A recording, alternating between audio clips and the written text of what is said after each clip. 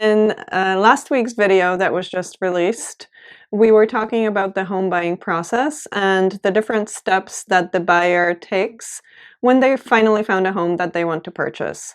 So you found the home that you want to buy, you've submitted the initial deposit check, you've completed the home inspection, you've signed the purchase and sale, and now your loan is getting processed.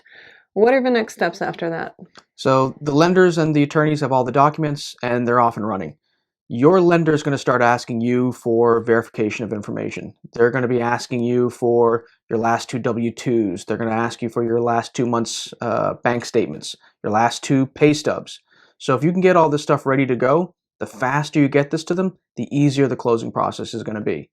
And don't be surprised if they might ask you for this stuff multiple times. A lot of times there can be 2 or 3 different processors working the loan. So make sure you create a file. Whenever you send them something, save a copy of it. Now, they're also going to be looking at your bank statements, and they're going to be looking for large deposits or unusual deposits because they don't want money just appearing out of nowhere when you're buying the house. And every lender's definition of large deposit is different. I know when we got our mortgage, the lender thought a $100 cash deposit was a large deposit. So we had to write a letter for each individual large deposit. So the lender has all the documents, they're putting everything together, they're communicating with the attorney, and you might feel like nothing's happening. Everything's happening in the background, especially the smoother it's going, the less you're going to hear from people. And then 3 to 5 days before the closing, the lender is going to send you the closing docs. And the closing docs are going to include your mortgage payment, your closing costs, the interest rate, property appraisal, and homeowner's insurance. Make sure that when you receive the closing docs, you look at them right away and you follow the instructions that come along with the docs.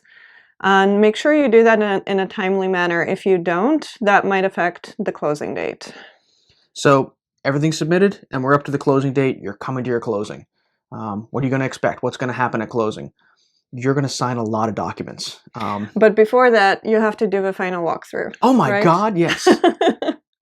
So yeah, before all of that, make sure that you do the final walkthrough, and that usually happens 1 to 2 hours before the closing. Make sure that the home is in the condition that you expect. Make sure the seller is moved away, that they're not still hanging around the house. That's important.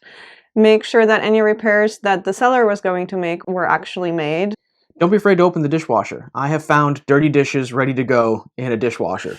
Look inside the sheds. I've found broken lawnmowers, car engines. You want this stuff taken care of prior to closing. You want to go to the closing with that list of things that need to be taken care of, and that way if there needs to be a holdback, there can be a holdback. What is a holdback? So a holdback is you're still going to close on the property, but you're going to hold on to, or the attorney's going to hold on to $500, $1,000, $5,000 that would cover the repairs or the removal of the things that weren't taken from the property. So if they haven't moved out and the house is full of furniture and it's just a mess, you could still close, theoretically or technically, but you might hold back $25,000 to make sure that they pull everything out and everything's, free and clear. Most people, they're going to push the closing off if they can at that point, though, because it's a pretty big issue. Okay, so now it's time to sign a lot of docs. All right, so you've had your home inspection and you're heading to the attorney for your closing. You're going to need to have a couple of things lined up. Make sure you have a government-issued pictured ID. They're going to need a copy of that. If there are any funds that you're bringing to the table, whether it's a wire or a certified bank check, if you need to bring money to the closing, make sure that you've taken care of that. A personal check and cash are not going to work. But a suitcase of cash won't work? Suitcase of cash won't work. I'm actually aware of at one point somebody did show up with a suitcase of cash. Oh, wow. And they were told to go to the bank, deposit it, and get a certified bank check. So you can't buy a house anymore with cash. It's not like in the movies. Not like in the movies. So you've lined all that up, you're there, and you're ready to sign. Be prepared. Depending on the type of mortgage you have, you could be signing, a packet, this thick, or you could be signing a packet this thick. You might be dropping your signature down 50 times, you might be dropping it onto that paper 150 times.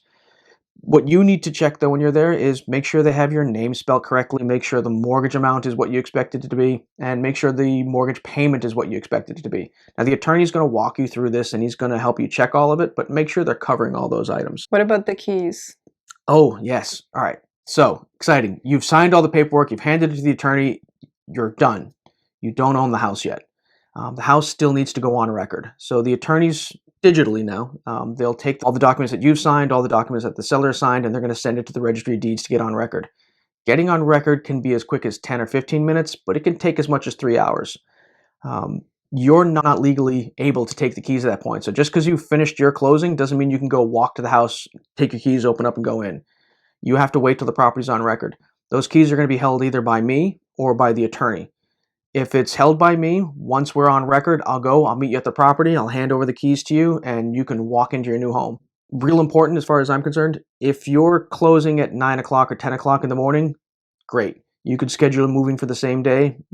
If the closing's at 10, schedule your moving for 2 or 3 o'clock in the afternoon.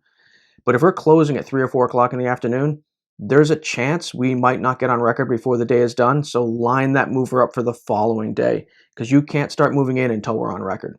And if that mover is sitting there, he's going to start charging you for his time. And lastly, make sure you have a copy of the final documents for your records. Now, they might not be signed by everybody at that point, and you do usually get them emailed to you. And if you do need the final executed copy with everybody's signatures on there, you will also find that in the Registry of Deeds if you ever need that. Yep. So I think that's pretty much everything that we were going to talk about. So you now own a house. You now own a house. Congratulations. We hope that this video was helpful. If you didn't see the first part, make sure you go back. Definitely and watch the first part. Watch the first part because it does go over the initial steps. All right. Have a great week. Bye, everyone. Bye.